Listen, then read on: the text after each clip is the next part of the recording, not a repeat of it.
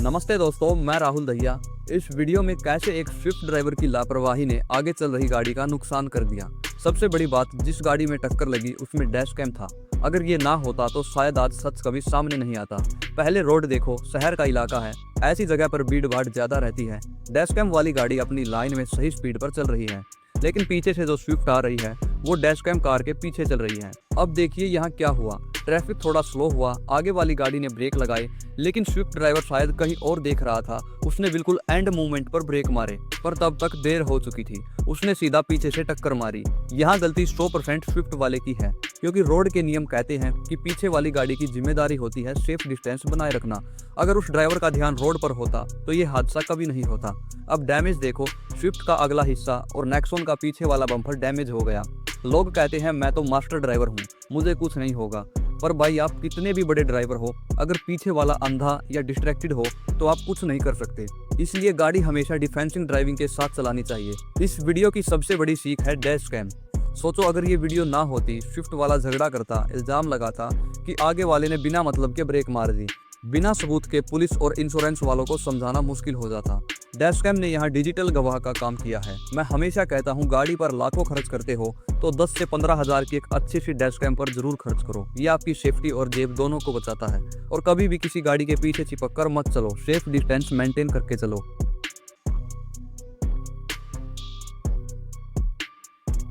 हम अक्सर कहते हैं कि गाड़ी ध्यान से चलाओ, नियम मानो, पर कुछ लोग ऐसे होते हैं जिन्हें ना अपनी जान की परवाह है और ना दूसरों की। इस वेंटो वाले ने जो हरकत की वो देखकर आप बोलोगे कि भाई ये ड्राइवर नहीं, मौत का सौदागर है। डैश कैम कार अपनी लाइन में बिल्कुल सही चल रही है, मौसम साफ है, रोड खुला है, पर अचानक सामने से एक सिल्वर कलर की वोक्सवैगन वेंटो दिखती है। ये कोई गली मोहल्ला नहीं है, ये हाईवे है। हाईवे पर रोंग साइड से आना मतलब सीधा यमराज को इनवाइट करना। आप देखो, डैश कैम वाली कार के ड्राइवर ने कितनी फुर्ती दिखाई। अगर वो 1-2 सेकंड भी लेट होता तो यहाँ हेड ऑन क्लोजिंग होता। आमने सामने की टक्कर में गाड़ियों के परखच्चे उड़ जाते। यहाँ गलती 100% वेंटो वाले की है। वो शख्स रोंग साइड से आ रहा था और अचानक डैश कैम वाली कार के आगे आके खड़ा हो गया। ये तो शुक्र है कि पीछे से कोई हैवी ट्रक नहीं आ रहा था, वरना आज कहानी कुछ और ही होती। चलो थोड़ा टेक्निकल हो जाते हैं। हाईवे पर गाड़ियां अक्सर 80 से 100 की स्पीड पर होती हैं। जब दो गाड़ियां आमने सामने से आती हैं तो उनकी रिलेटिव स्पीड जुड़ जाती है। यानी अगर दोनों गाड़ियां 60 की स्पीड पे हैं तो टक्कर 120 की स्पीड जैसी भयानक होती है। वेंटो एक मजबूत गाड़ी मानी जाती है, पर फिजिक्स के आगे कोई नहीं टिकता।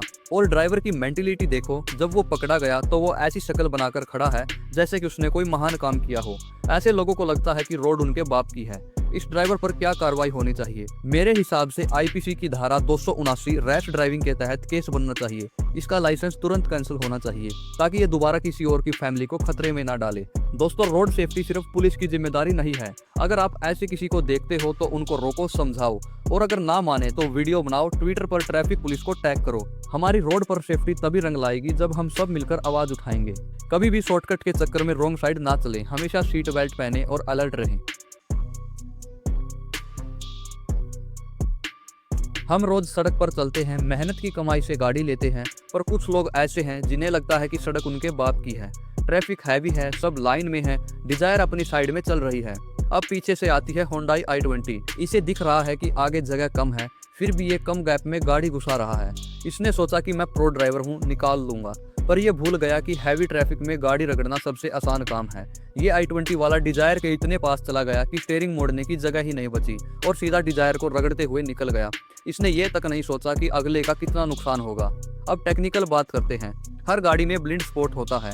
डिजायर वाले को शायद अपने साइड मिरर में i20 दिखी नहीं होगी, क्योंकि i20 वाला एकदम कोने से घुसा था। और दूसरी बात, सेफ डिस्टेंस। हमारे हरियाणा और दिल्ली एनसीआर में लोग गाड़ी के पीछे गाड़ी ऐसे चिपका कर चलते हैं जैसे फेविक्विक से जोड़ दी हो। अगर i20 वाला 2 फुट की दूरी बनाए रखता तो ये कभी होता ही नहीं। ये जो गैप शूटिंग का कीड़ा है, ये सबसे बड़ा दुश्मन है। अब बात करते हैं दिमाग की।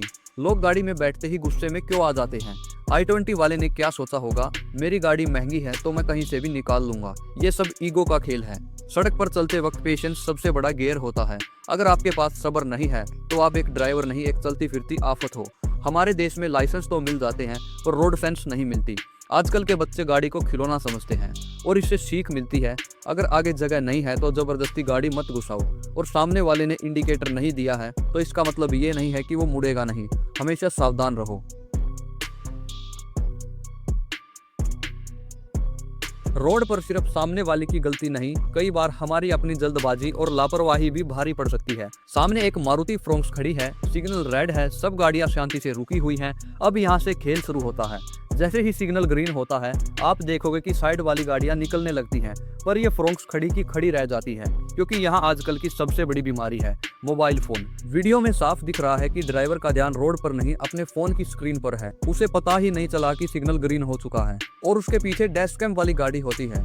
जैसे ही सिग्नल ग्रीन हुआ, डैश कैम ड्राइवर ने सोचा कि बस रास्ता साफ है। इसने ये तक नहीं देखा कि सामने वाली गाड़ी मूव हुई है या नहीं।